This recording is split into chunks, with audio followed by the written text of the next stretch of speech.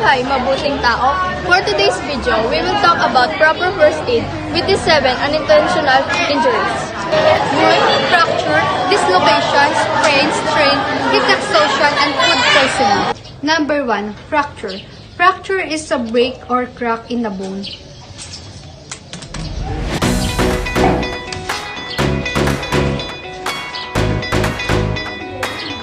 Check vital sign.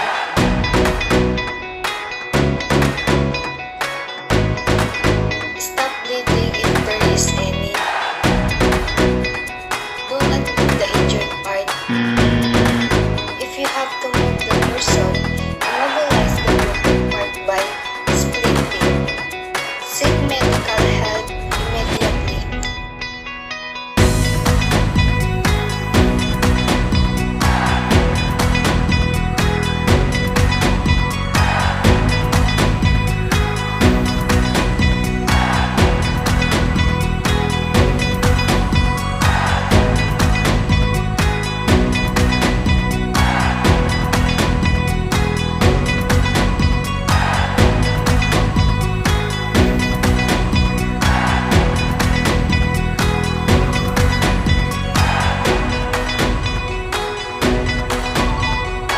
Number 2. Dislocation is a partial or complete displacement of the bones. What is the proper first aid of dislocation? Let's watch this. Call for immediately. Stick the affected part.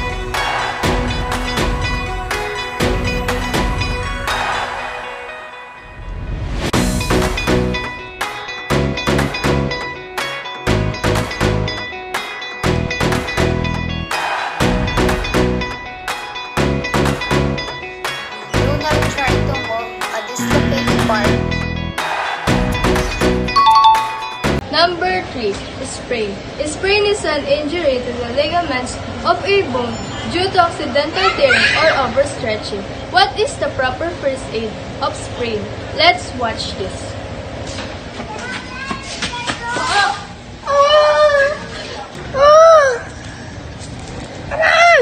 Number 4. Strain. Strain is an injury to the muscles which is a result of improper use of the muscle. What is the proper first aid of strain? Let's watch this.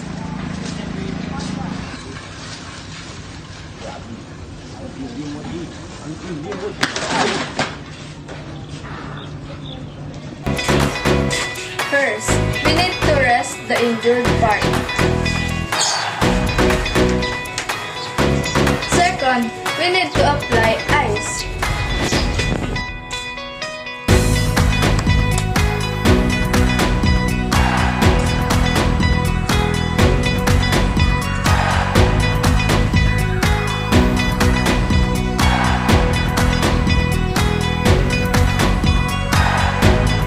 Next, we need to compress the injured part.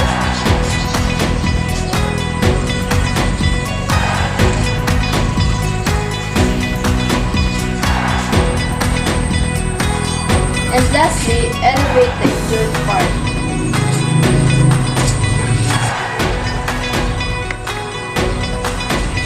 Sprain and strain have the same first aid procedure. Number 5. Heat exhaustion. Heat exhaustion is caused by loss of salt and water due to excessively high temperature. This may lead to heat stroke and even death. This is the proper first aid of heat exhaustion.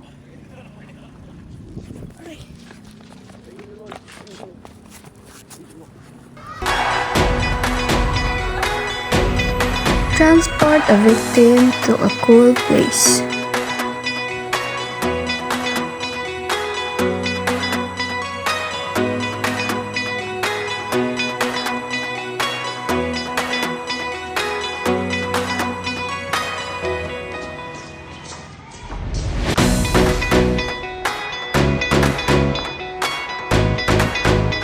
Give her plenty of water. Tubig! Tubig! Wala ka ng tubig!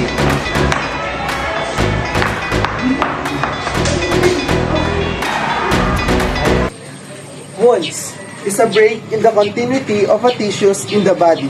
It may be closed, in which there's no break or damage in the skin. It is also called hematoma or contusions.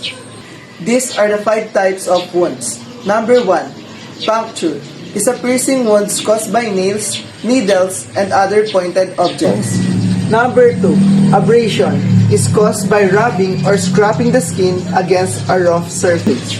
Incision is a cut by knife, broken glass, or any sharp object. Number 4, laceration is a blunt breaking or tearing of soft tissues, usually resulting from mishandling tools and other accidents. And lastly, avulsion is a forcible tearing or partial tearing away of tissues. Let's watch this.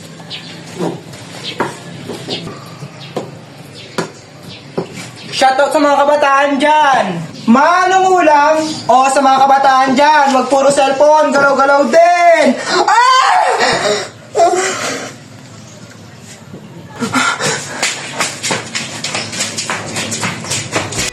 Clean the wound with water and mild soap.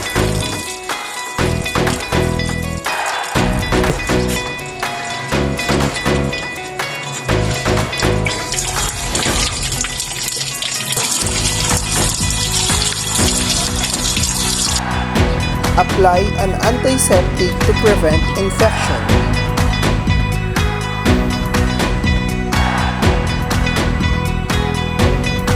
Cover with sterile bandage or gauze.